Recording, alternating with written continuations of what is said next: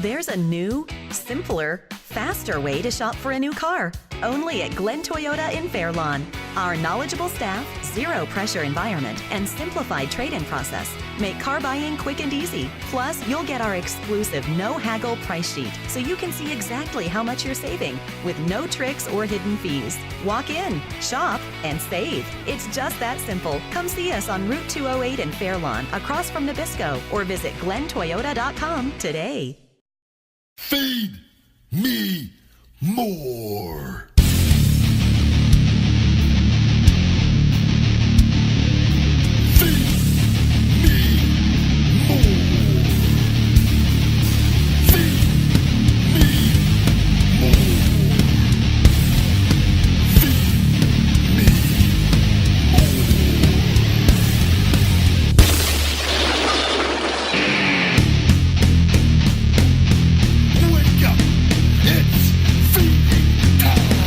Welcome to Conversation with the Big Guy. This is the Big Guy, Ryback, and I'm sitting all the way across the country with the one, Pat Buck. We care about this show so much, we've decided to figure out technology, and we're going to bring this pod. We want to be more current. We got a lot of things going on, but we're recording through FaceTime, like a couple of gentlemen, and I'm Pat Buck, and we have our recorders. God, I hope this works, man. I really hope this episode gets out there. It will be really defeating if we do 2 episodes tonight, because I think that's the plan before I head over to the UK for my 11-day Feed Me More tour, is to do 2 of these, tonight. And if not, I'll have to bring my podcast equipment with me. And one of which you actually were kind enough to get me my birthday gift. It's the H4n Pro, I believe, the handy recorder. So again, thank you for that. Just paying it forward. I know. I had mine passed to me from Cabana, which I heard on a podcast he talked about you once. But I think it's ironic that, that sort of... Speaking of that, oh, you guys... I don't know if... Yeah, go ahead. Yeah. No, I think, and I'm not to sit there, and I'm not going to go into details or anything, but working last weekend at House of Hardcore for Tommy Dreamer, and Colt, Cabana was on the show, and me and Colt always have gotten along. He was in FCW when I was down there, and and he's always been really cool whenever we've seen each other at TVs, wherever we cross paths or whatnot. And then all that stuff kind of happened with the CM Punk stuff, but Colt never said anything negative towards me but it was really cool. We had a little talk at House of Hardcore, and I told you before, like you said, he was very apologetic, and I was very taken back by it. I thought it was, he went above and beyond. He didn't have to do that, but that just goes to show, what kind of guy he is. And it was a really cool moment, and I'm not going to go into details or whatnot, but it made me feel good that he, felt the need to talk about it. So Colt Cabana, can't be a nicer guy. Yeah, he's great. I mean, I've always said he's, very, very close friend, and maybe that just ruined kayfabe, because you guys are supposed to hate each other when you battle at WrestleCon this year, and people can get their tickets for that on WrestleCon.com for WrestlePro on that Thursday night. Well, we'll set up a nice little bully Ryback angle with me and Colt that weekend where I, just like the shower scene on WWE TV, I'll do something really, really, unnecessary. So what else is going on? You had a couple indie appearances, and we've been doing the podcast. What's new? So there's so much going on, so I'm excited. The book, Wake Up It's Feeding Time, is right around the corner. It has been edited. It is being put in the book format and the different formats for Kindle to be available on Amazon here, and we're going to get it out before the holiday season. So for me, that's a huge accomplishment, because that's it's about a year in the works of from beginning to end of just writing that. And writing a book is a lot harder than I'm a very physical guy. I'm sure, as you are also. So sitting down for like long periods of time and focusing sometimes isn't the easiest of things to pull off. But I kind of just had a routine where I would set aside 20 to 30 minutes, sometimes an hour every night, and just start writing, and I was able to put everything together. So I'm really looking forward to getting this book out there, because I think there's a lot of valuable advice in there and of experiences that I've been through that can help people in all walks of life. So, how long is a book? 280 pages. Jesus Christ. Yeah, which when I did it, I had no idea. That was always my thing. I the last thing you want to do is write a book and it's like 44 pages. Yeah. You're like, big dumb meathead has nothing to talk about. Like, it's all spelled. It's all spelled wrong. Yeah. Just workout advice and just steroids, nutrition, and working out are the 3 topics of motivation. No, this goes way in depth though, and as you can see, I kind of talk a little bit about a lot, and I have some real life experiences, a lot of real life experiences, and it's for me, it kind of all ties the entire Feed Me More brand together, and for me, it was a way to start my journey as an author, and I've always loved writing, and starting out I felt like this was a good first book, and I got to actually do the Audible recording for Audible. Either overseas on this UK tour or when I get back. So unfortunately, that won't be out before Christmas, but the other formats will. And then, I don't know. I wasn't going to talk about either the little banged up injuries I've had since being off the road with WWE. Yeah. As you know, we talk all the time, so you hear me constantly bitch about it. But when we talked about the bed with the back, and then one thing I haven't talked about was when I got off the road with WWE, those foam rollers. Yeah. A lot of athletes use, and if anyone's out there listening, they make ones that vibrate, that massage. And I would assume most people know what foam rollers is, but maybe some people, like I said, there's a lot of large wrestling fans out there that don't do a lot of physical, not insulting, but that's just how it is. No. But it's like a foam massager that you can put over in different positions. You could self-massage to like get out kinks and muscle pain, and it's good. I'll use it post-workout or when I'm crippled from training someone. I wake up, my back's all messed up, and it'll adjust me. But I don't know. I had to fucking explain what a foam roller is. I don't know. I just wanted to talk. I feel like it's always it's good to always do that. But I have one though. It was Titus O'Neil actually recommended it. The Pittsburgh Steelers. It's called, I think, the Ice. The one I have is a very firm foam roller, but you turn it on and it has 3 different levels of massage. Oh, wow. Where it vibrates like crazy. So it could be used for foam rolling or a sex toy. Sex toy. Curtis Axel walked in once in Peaches from the WWE. The trainer was foam rolling his crotch one day, and no, I'm kidding. That's not true. But me and Axel always joked about that with Peaches. I'll post a picture of Peaches up on IG when this airs, and we love him. He was always a great trainer. But so, anyways, I'm foam rolling, and I was foam rolling my right lat. Okay. Because my shoulder, it's really good. I was told to foam roll on the lats to help with the shoulder tightness, and that right shoulder that I had surgery on many years ago has always been the tight shoulder for me and been giving me a little trouble here and there. And one day I was doing it. This massaging foam roller though is significantly harder than any other foam roller that I have. I don't know what I did, but I hit a nerve in my lat. And I had the worst pain in my lat and shoulder for probably 2 or 3 days. I thought nothing of it. I thought I just kind of tweaked a nerve. You know what I mean? You don't really know.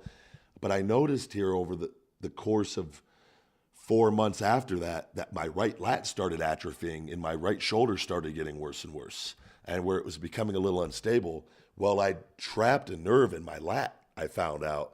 So anyways, it all came back, and I had to start doing electrical stim on my lat to get it to start firing all the way. And I don't get any money for this or anything, but Hands to Go by Justin Roberts. Mm-hmm. He has his own electrical stim unit he gave me many years ago, and that thing has saved me with this. And I've noticed my right lat now is now getting closer to my left one, but just little things like that have happened. Along with the back, and it's just trying to get myself as healthy as possible here with everything that I got going on. Okay, so we're a couple days away. You're leaving for England. I'm trying to think.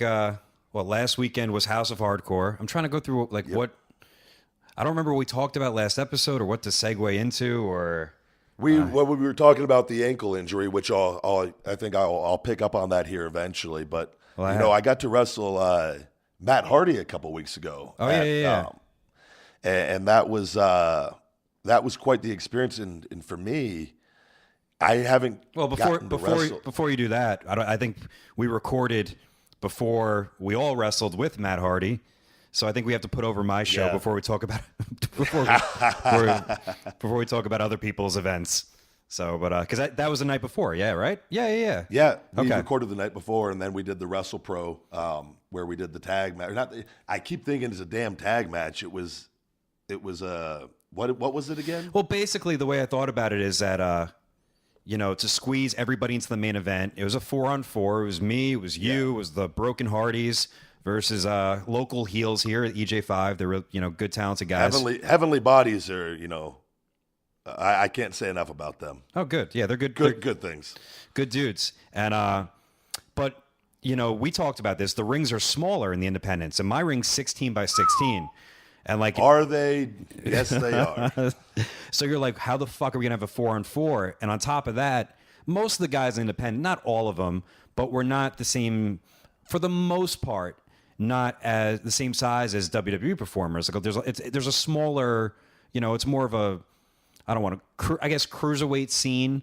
So we don't really notice. Not everybody could be the fucking big guy, Buck. Yeah, of course. But even if you have in a 16-foot ring compared to a 20-foot ring, it's hard to do a fucking tag match. It's pretty difficult. Yeah. I mean, we did it that one time and it was fine. But a 4-on-4 match, no fucking way. There's no way we could make that. The fans wouldn't even be able to see the action going on because we'd just be spread out on the apron. So I was like, how do I make this interesting? So we made it like a war game style with every 3 minutes a new guy goes in. I think it worked out great. Most successful show I've ever ran in my life. Congratulations on that. And I think too the crowd was great for that. So which is what I always go by. As long as the crowd is into it, that's what we do this for. You could put together the greatest game plan in the world if the crowd's not into it, you failed. But if you go out there and you might even be, that sucked. But as long as the crowd likes it, that's all that matters. And the following week, you're at WrestleCade. You wrestled against Matt Hardy. I did. And so what I was saying is there's not a lot. He was one of the, I can't think of that many guys that I've been in the ring with that, because as I came back as Ryback, and even there briefly as Skip Sheffield, we got to do that SummerSlam tag match. Okay. Where I got to be in the ring with for me, the cool thing about that was being with Edge, Jericho. Jericho I've talked about. I love Jericho, and he's been great with me from day one. But getting to be, for me, one of my childhood heroes and favorites, Bret Hart, at SummerSlam with the Nexus, the 8-on-8 match where Bret attacked me with a steel chair and got DQ'd, which was, for me, that was cool as shit because it wasn't, a regular... It wasn't Bret Hart in his prime, but I was in the ring with Bret Hart, and so for me, that meant a lot. But Matt was another guy that I grew up watching, and so it was cool to be able to be in the ring with him and to wrestle a guy like that. And Red Rover, that guy is fucking over right now with the broken Matt Hardy gimmick. So you're the heel or no? How was that? Was it mixed or? Face. The crowd, it was mixed, and we were doing the feed me more and the delete back and forth. And I would say he's red hot right now though with everything. He's the hottest thing in wrestling, bar none. He's the most over guy in wrestling in any company, which is crazy to say that, but he's the guy. And just talking with him too, it's so we sat and just talked for a while in the back, and I was just like, man. He's an enjoyable human being, and so because I told you before, you meet a lot of guys and they don't quite live up to expectations and whatnot, and I was like, and so it's always good when you can just start bullshitting with somebody that you just meet, and he was very thankful, and as was I, and appreciative afterwards. So it was a cool moment, and I enjoyed every second of it. All right, cool. Well, I had a miserable weekend. I think I told you about this. Well, I don't know if it's a bad... All right, so I've said this before, but my full-time job, not just being a promoter, is being a trainer. I'm in the ring a lot. Honestly, I really think I've been in the ring as far as training more than any wrestler on the planet. If you really kill yourself. Yeah. And, but I mean, that's one thing. Like sometimes I feel bad, but that, hey, that comes with the territory. But here's the thing. I don't know if anyone's ever had this before. Because I like to go to the gym and then I come home and then I got to go to training. And sometimes there's huge periods of time in between. I got to skip over traffic. I got to leave early. So I don't have a lot of time to like, and I do a lot of physical activities. So if I go to the gym and I do weights and I do cardio, I'll squeeze in a quick shower. If I just do weights, I'll go to my school. Long story short, I got a bad case of Jock Itch, and it's so. Wait, now, what exactly is Jock Itch for everybody listening out there? It's fucking gross. Okay, it's the same thing as athlete's foot. You ever had athlete's foot before? I don't. Maybe. Really? I can't even remember. Yeah. So it's the same thing. You can get it on your, like people get a fungus. It's a fungus. And and I've had this before, man, because like the rings I train on, granted, like they're not dirty, but they're not clean. So I'm at 2 schools. I'm in the ring for multiple hours. Chances are I've been to the gym that day. Even if I take a shower, I'm always going. Sometimes my gear could be a little wet.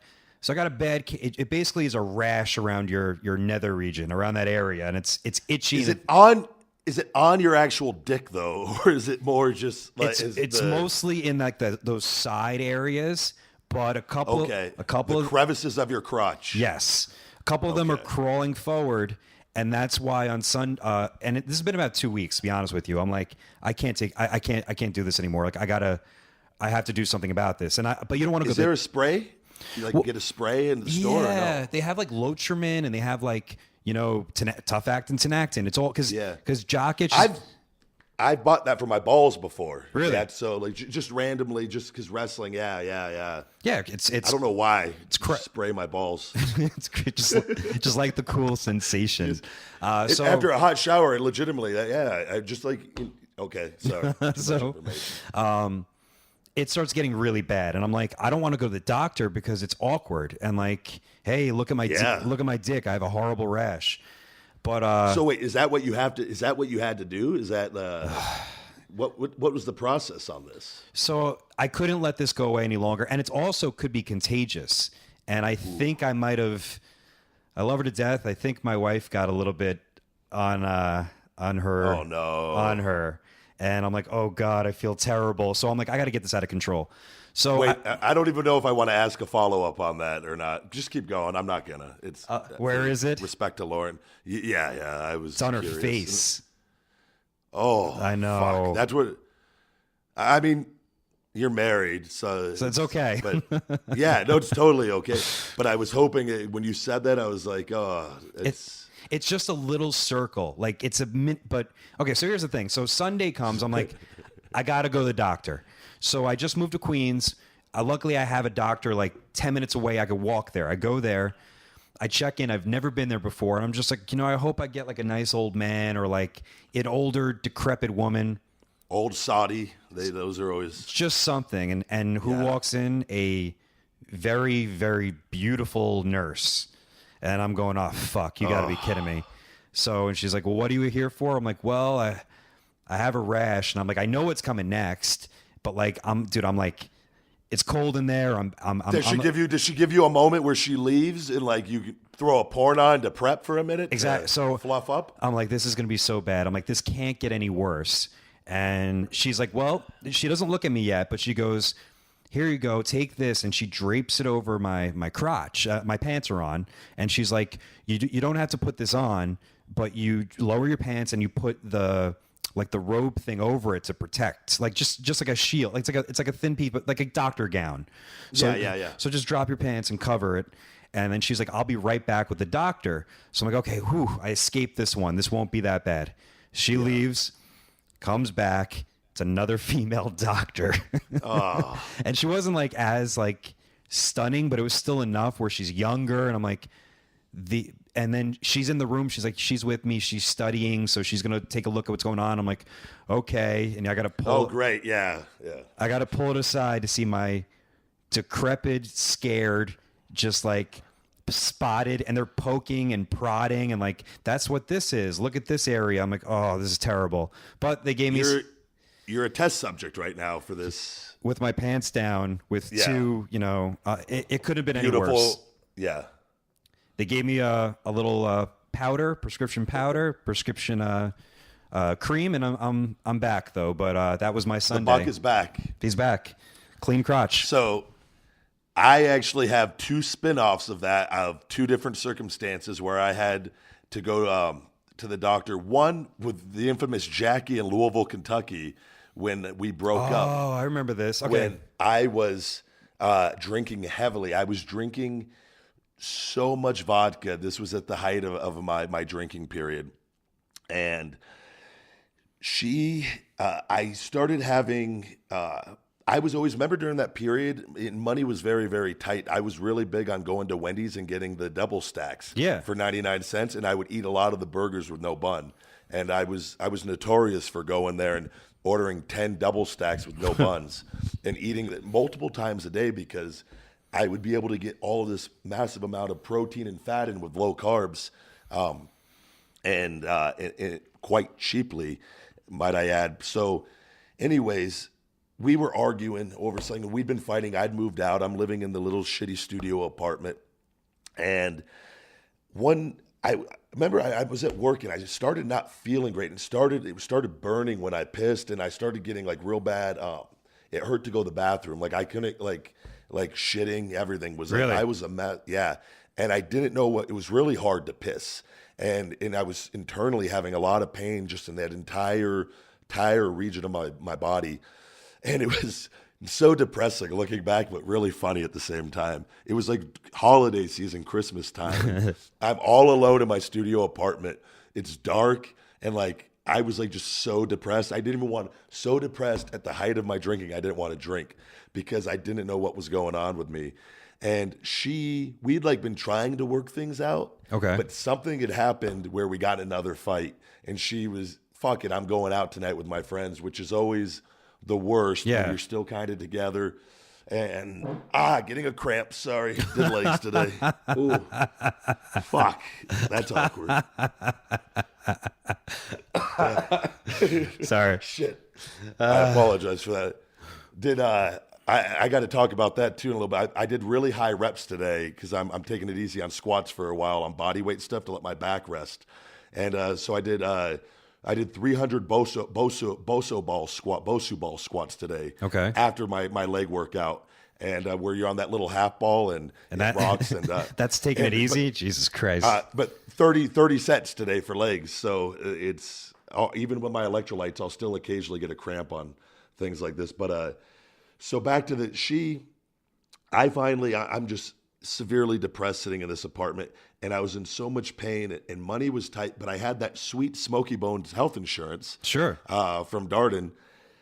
So I take myself down it's like 15 minutes from me wherever I was, 10, 15 minutes to the ER or whatever I had to go.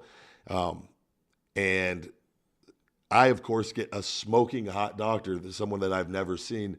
But she was telling me, she gives me this long lecture that I had an STD. Okay. And without examining me or anything, and she was like, have you been with anybody other than your girlfriend? I go, no. And she goes, well, then your girlfriend gave you this. Oh boy. So, and we hadn't, no test yet, just questions on what she thought it might be. So anyways, they had to do the swab deal. And I didn't have the results for like a week, but that was like enough.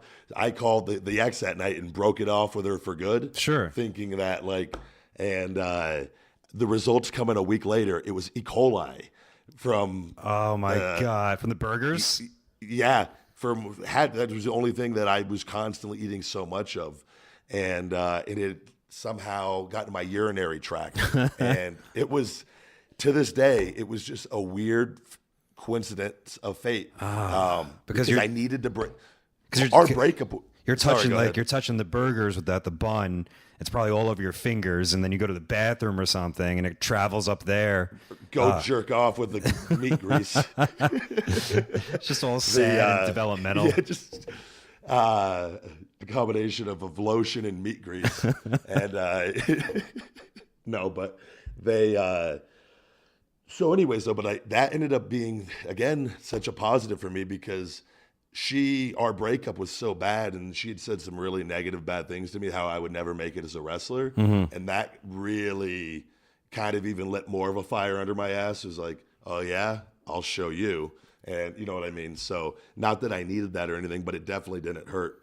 So, and we're friends now and everything. I haven't talked to her in a while, but you know, since then, time heals all wounds, and we've both matured past everything. The second one was my groin injury that during that hot run me and Curtis Axel had as Rybaxel, where I had the groin injury that I talked about with you before, where I tore one groin and wrestled for 7 months, and the last month I tore my other groin from compensating so much, and it was the worst pain. My balls were swelling up all the time, and Jesus. Finally, and I'm on the road working 4 or 5 nights every week, and I didn't want to fuck over Axel at the point either, and like go get fixed. But I was. And you guys were always put in such a good spot on television. I mean, to lose that fucking hot spot that we had, that they were fucking relying on us to fill week in and week out. You know, that's something you just can't walk away from. Yeah. And that's a joke, Marks. No, but it was the most, and I talk about it all the time. It was the most fun tagging with Axel, and I love him. He's one of my good friends. But creatively, it fucking sucked. And there's so much content that we did on the WWE, you know, web, their internet stuff during all that, and WWE.com that you know eventually one day will be seen on the greatest hits of Ryback DVD. But 3 matches. So I finally I gotta go get fixed by this guy, Dr. Myers in Florida. I mean, in Philadelphia, I apologize. So they had to go, and he's the only guy they're called core muscle tears. That what I had, where essentially it was 2 spots right above my dick. Okay. You know, where my super low ab had torn, and it's connected into my groin. Both my groins were pulled, but that they start pulling on your low abs when they're screwed up like that. And was it from wrestling or was it from weightlifting? No, from wrestling. Wrestling. So yeah, one groin was pulled, the other groin was pulled, then one low ab tore, then the other low ab tore.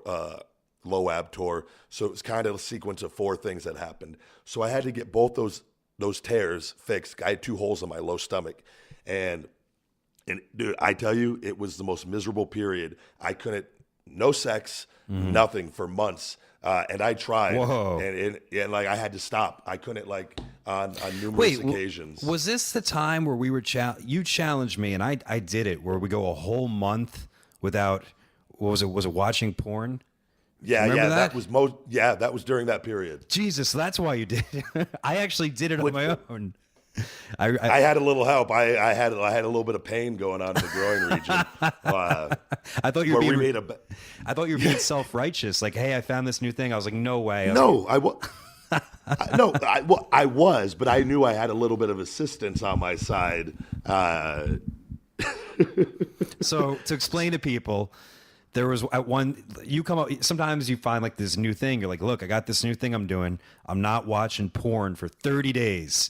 And it'll just mentally reset you to a point. And I'm like, I don't think I talk about this in my book. It's called, there's a website, Our Brains on Porn, where essentially porn has desensitized us, mostly men, to when you actually have sex, because you have so much available to you now these days. So you think about it, like, and I talk about this in much more detail in the book, that, like, remember when you were kids, I used to see a Cosmopolitan magazine or a Victoria's Secret my mom would have in her bathroom. Yep. And that was like fucking gold. A Sears catalog. Yeah. Yeah. The women's section in there, the women in there, like, was, and then, and just imagine kids today, their first experience with it's on their cell phones, having access to any type of porn they want. So essentially, there's these theories out there that when you watch this porn on such a regular basis and use it to stimulate your mind, whereas we never had to do that you kind of become desensitized to it, and the actual act of sex is it becomes less than what it once was because you have access to all this porn. So if you cut the porn out, in theory, your brain can reset, and it sometimes takes 2 to 3 months. But they say within the first 30 days, you'll definitely notice the difference. And if you truly, truly stick to it and don't use porn to essentially masturbate, and just use your mind Use your minds. Or use your mind or don't do it at all is what they are the two things they kind of recommend. You will notice how you are much more enthusiastic about sex. Yeah, so to speak. I remember that setup. Yeah, I did it. I really did. I lasted 30 days. I think a couple people I know. I think Broski lasted a day and a half. Which we always got to insult him because he sometimes insults the podcast. Which is, hey, it is what it is.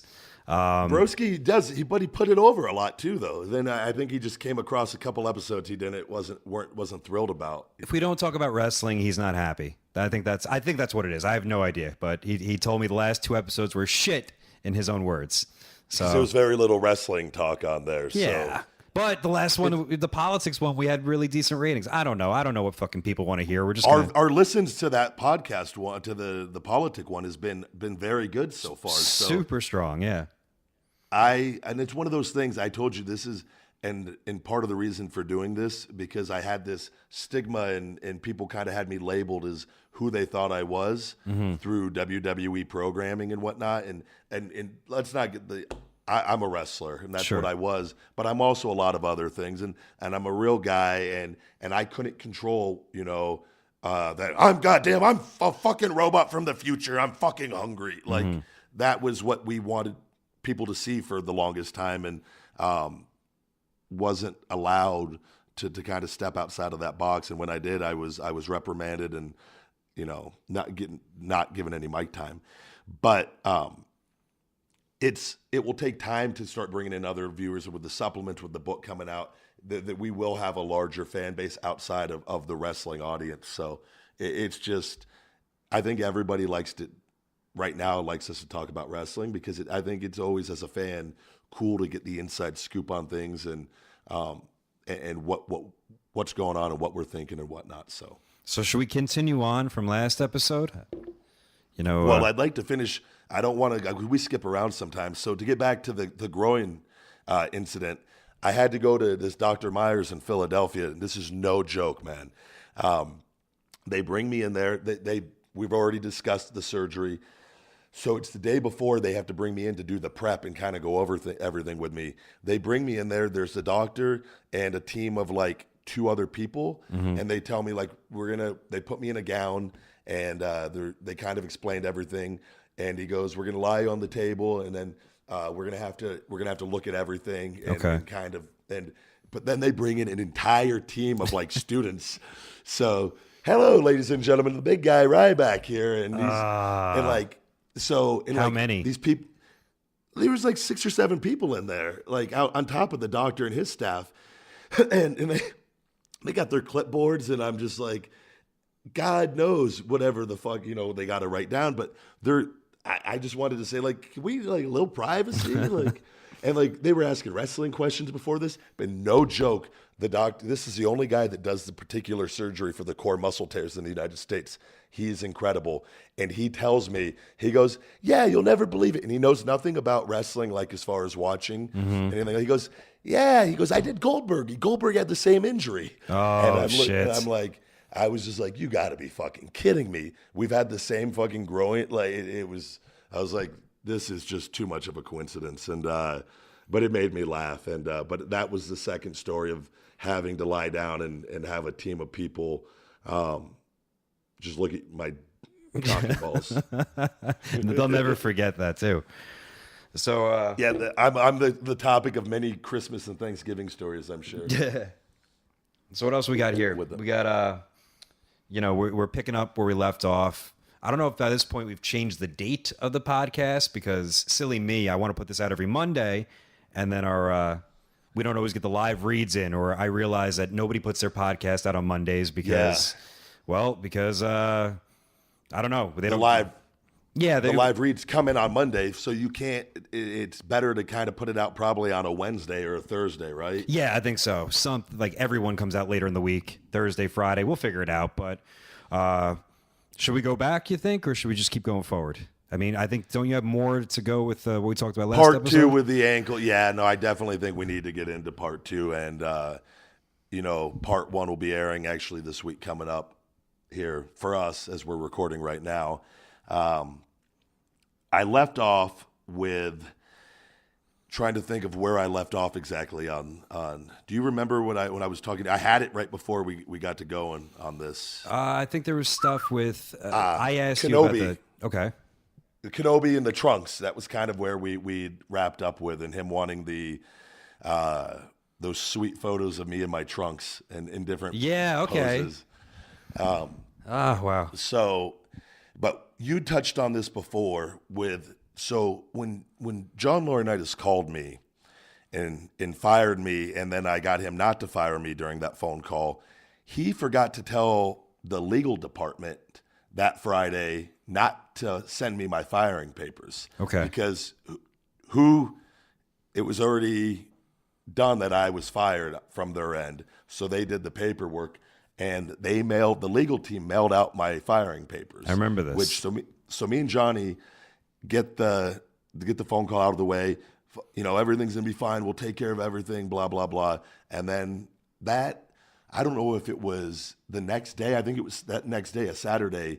In the mail, I got my release papers dated for, you get, your 90-day pay, where my contract was terminated on my birthday, November 10th, which of all the days, which I think we touched on a little bit before. And that could have just been a coincidence. It's 90 days. But you would think they would we'll give it a couple days and whatever. But it honestly, at that point, what does it matter?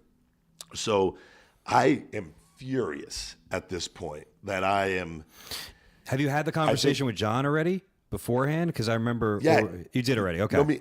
John, that phone call took place the day before when he fired Chris Masters and Lucky Cannon and a couple other people that day. And I was that final phone call. And John, I know John didn't want to have to make that phone call. And John was the one who hired me and rehired me the second time around. And to this day, and I like John Laurinaitis a lot. And he never had an easy job being in that position of head of TR, talent relations. And so I call him furious, what the fuck is going on?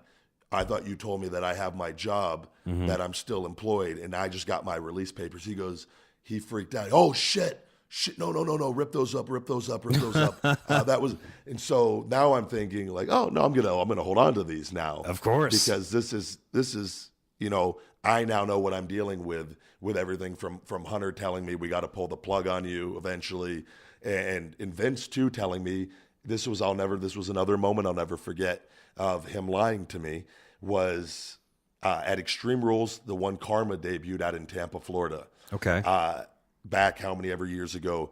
He sees me, this was before I had my third surgery. He comes up to me, and we had a nice little lengthy discussion, and he goes, I'll never give up on you. He goes, we're going to get through this together. He goes, I don't have anybody like you. You're going to make me a lot of money. He goes, you know how to get over. And he goes, that's something that not everybody knows. And he goes, I'm going to allow you to make me a lot of money. And I'm never going to give up on you, were his exact words. And then they gave up on me. Yeah. So when I hadn't been cleared yet, and so this whole process, and we talked about the thing with Sin Cara, which have made headlines by now of Ryback slamming Sin Cara and Sin Cara breaking Ryback's ribs and whatnot. And I moved back to Vegas, but I wait, and I wait for them to give me a call back to go back on the road. But I had to go get attorneys, like I told you with all this, and I had to explore what options I had. Because of your ankle. So because of my ankle and the negligence and everything done by the part of WWE. And again, I put a lot of this on Matt Smith down at FCW, Florida Championship Wrestling. And a lot of this stuff they probably didn't know about at the time, in all fairness to them. But Matt was an employee for WWE who they were having control my future and control decisions for me down there by the chain of command. Which is weird, because why wouldn't they just... I mean, did you eventually go to James Andrews, or you went to someone else? I don't remember this. I eventually went to Birmingham, James Andrew, where Dr. Angus McBride fixed my, which we talked about that on the last podcast, where he told me, he goes, I can't guarantee you that you're going to ever wrestle again, but this is going to give you the best shot. And again, I can never thank that man enough, Dr. Angus McBride, for giving me a chance to do what I love. And I'll never be 100%. My ankle, I'm that strength in my left calf. It's not, I would say it's maybe 70, 75%. Mm-hmm. It'll never, and it might have gone up a little bit over the years, but it's until that nerve connects back into my big toe. Okay. There's just weakness. There was so much nerve damage for over a year and I have trouble. Like, I used to be able to stand on the top ropes, and do squats with Bill DeMott in Deep South and walk along the ropes. And like, now I can't even, like, when I go up for that splash, I have to put my right foot like on the steel, because my left foot is so wobbly. Whenever it's not on a secure surface, it just wobbles because it's not as stable as it once was. And so, like, little things like that I've just learned. And there's sometimes in the ring I'll do something, and if you see, like, I don't necessarily trip, but like, it's kind of like a mild drop foot, where that foot doesn't have the I believe it's the flexion all the way back up. Like, it can point down completely normal, but going up, it's limited. And again, I have that little piece of metal in my left ankle still that I need to get removed. I told you, because I am confident that's what's doing it. Because every other piece of metal that guy put in my leg was fucked up. They told me, wow. And they showed me. So also, they go, oh, that one looked fine. So they left that, and I wish. It probably wouldn't be a difficult procedure to get it taken out, in all fairness. So I need to look into that. And when you say you're getting lawyers, I think that, the reason why you're getting lawyers wasn't so much like, hey, I'm going to make $1 billion. Like, I got to protect myself, and all I want is the opportunity to perform, to be exactly what Vince told you, right? Absolutely. And so that was, I needed to know, in case, like, if my ankle wasn't going to hold up. I don't know. And I hadn't even gone back to wrestling yet. And with things that had happened with them and the things that they had already done, and trying to fire me before I was cleared. And they didn't even know, like I would have been high and dry. I had no money. I had nothing at that point in time. Living week to week. And not that there was it just was not handled appropriately. And they know that too. And having the attorneys, there was a very good chance, had I chosen not to wrestle again, and like I said, and had I chosen to go to court against the WWE, I would have made out really, really well by the way things had been handled with my situation. But, and I told WWE this, all I ever wanted was an opportunity to live my dream and make them money and earn my money. And I told them that time and time again. But I had to explore my options on that, because, and they don't like it. They like to punch you in the face. They don't like it when you punch them back. I had to punch them back, or otherwise I would never have been there. Ryback would never have existed as far as what people saw on WWE television. And I had to fight for every inch that I got from that point forward. So with that being said, they finally bring me back on the road. I'm doing dark matches, before the TV, and I'm doing the live events, working pretty much a full schedule, maybe a weekend off here and there, but working consistently every weekend is Skip Sheffield, just in the trunks, kind of like Nexus, Skip Sheffield, that whole deal. And finally, I go back to the Ryback name, and that I'd had before WWE, and I was not being used. I was kind of getting frustrated with everything, and I finally had to go to Vince and have a conversation with him, and just give me an opportunity. No vignettes, nothing. Just put me on TV. I will get myself over. Just give me a chance to get over and put me on TV every week. And finally, he did. And what we saw was with those local talents that I can't thank enough, was the rise of Ryback, essentially. And I had a lot of control in all that as far as what I did every night out in the ring, and it worked. And the fans got behind it. So fast forward, where Cena goes out with the untimely elbow injury, and I'm still in my process of being developed in, as far as in front of fans' eyes, the Ryback character. Everything was short squash matches, essentially, at this time. outside of a few little TV matches with guys like Jack Swagger and a little deal with The Miz that got cut short.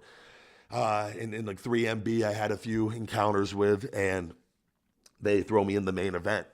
Well, what do you think happens right before all of this, when things were really, really starting to heat up? I get a phone call from Jane Geddes because I had a lawsuit pending that we were going to get ready to go follow through with on the Dr. Hersavici in Tampa, Florida, who had screwed up that ankle surgery. Okay. So this was a lawsuit. I think people need to know who's Jane Geddes at that time. Like, what was her role? Jane Geddes was at that time the head of talent relations. Now, when WWE, after John stepped down, they'd had made some switches in the office. So this is during that period where Johnny stepped down, and they then put Jane Geddes in charge of talent relations. Okay, which was Hunter probably was still like, you'd go to Jane for something, and then she would have to go to Hunter, and then it would go back to Jane, and then that was kind of like the chain of command.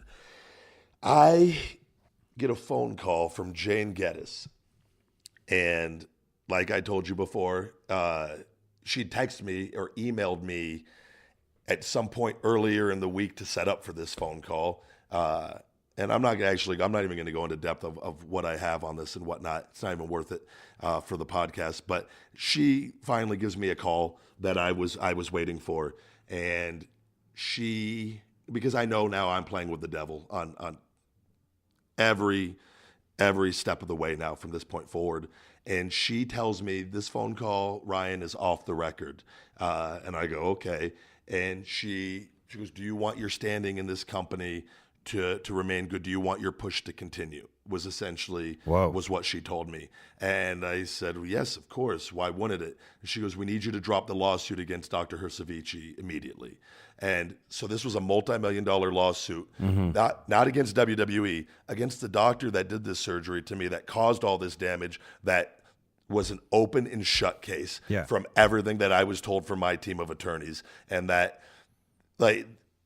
so I'm now I'm so angry at myself looking back at all of this, that I didn't trust my instinct, because anytime I've ever trusted my instinct, I'm fine.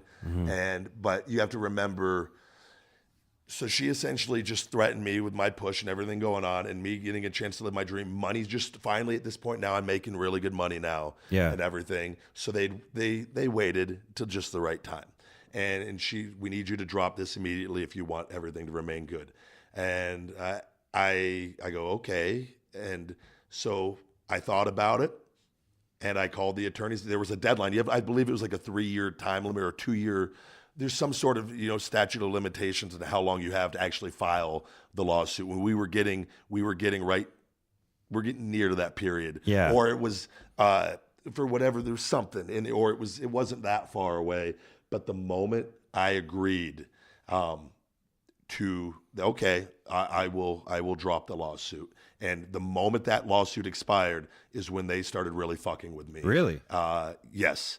And where you saw that stop and go, and you saw the 7 straight losses. And people can sit there and say what they want. You look at anything else, on fire, red hot, number 2 in merchandise sales, going up, beating John on certain nights, and then you're just going to sit there and take everything away, lose 7. And I've talked about this on other things. This is why this goes so in depth with me, and why it's so deep and so personal. And because not only did they just fuck with me from a creative standpoint, they cost me security for the rest of my life for something that I had a right to follow through with, based on what this guy did to me and the pain that this fucking guy caused, and me having to overcome all of this. And me trusting them to give me an opportunity, and all I asked them was an opportunity to let me go out there and get over, and I did. So why would you then, from a business standpoint, fuck all of that up? Because this is all a game to them, and they don't like getting punched in the face, and they were going to forever continue this with me no matter what I did, no matter how hard I worked and whatnot, and everybody there works hard and whatnot, but I had the results to prove my worth. And they took it all away. And you can't, like I said, you can't, when they're told you have to go out there and lose in 2 minutes night after night, or they make you look like a piece of shit time and time again. It doesn't matter what you look like or what you're doing behind the scenes.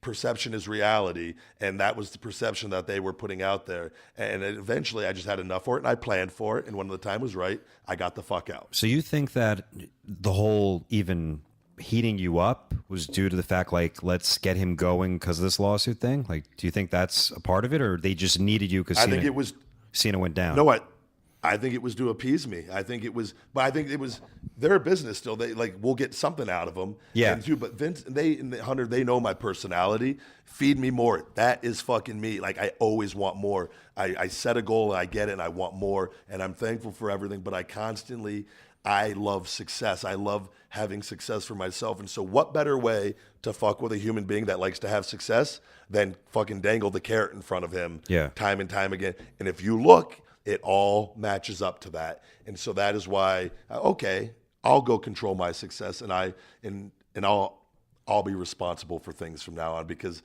you guys can't be. And people can say what they want about it and whatnot, but I lived it and I experienced it and I know, and it's just not something that I felt I needed to stay for anymore. And you think that's do you consider that like a big regret? I mean, with the not pursuing the doctor thing, you think it would have worked out differently?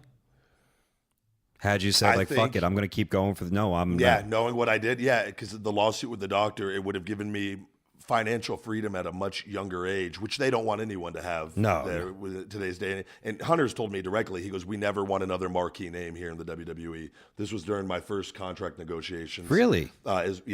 Legit told me, he goes, we're never going to have another John Cena. And if you look, that's why they book guys the way they book them. They don't like guys to have too much power anymore. In case they walk away, So they like to control it. And the things where there was always interest with me, like I told you, the magazines, and why wouldn't you allow a talent to do those sorts of things in movie roles? Why wouldn't you? Because then there's a possibility that it's like my early on run, this guy's very believable, that I could catch fire, and then there's problems. So that's why, and I've had all this success. The moment I leave there, I've been able to do all these things effortlessly, and people are about to see it's about to hit, and it's like the Feed Me More Nutrition worldwide distribution. I am about to hit the ground fucking running and not look back, and so I'm gonna get back everything that I lost by holding out and listening to them early on. It's all coming back, and I'm thankful for it. I think the most refreshing thing is seeing guys that walked away,